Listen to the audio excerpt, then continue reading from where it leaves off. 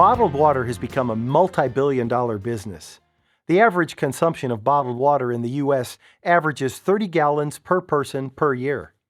My local supermarket offers at least 12 varieties, each promising to be superior to the others, although most would argue that none of them are any better than plain old tap water. That might be true, but I wouldn't know. I'm not an expert on water. But Jesus was. He walked on it, and he turned it into wine. In the beginning, he created it. And if you remember the account in John's Gospel, he met a Samaritan woman who was drawing it from a well. He said he could supply her with a never-ending water. He called it living water. During that time, the phrase living water usually meant moving, flowing water. The woman knew there was no flowing water nearby. In fact, good, clean drinking water was hard to come by. The only water available locally was in that well, so of course the woman naturally asked him how she could get this exceptional water. Jesus told her, "Everyone who drinks this water will be thirsty again, but whoever drinks the water I give them will never thirst. Indeed, the water I give them will become in them a spring of water welling up to eternal life." When we become physically thirsty, water satisfies us. But we are more than just physical creatures. As the physical body needs water to continue living, so does the spirit. We're made in God's image, and we have a spiritual appetite.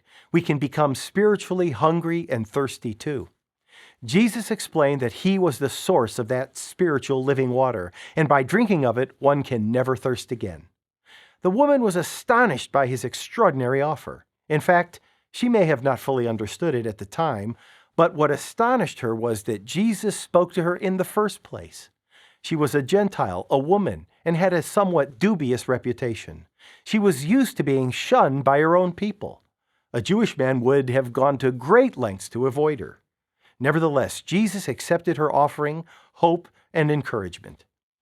Jesus offers new life, and he offers it to all humanity. By reaching out to an outcast Samaritan woman, Jesus showed that his kingdom is for everybody, from every nation, every tribe, and every culture, no matter how many sins one has committed.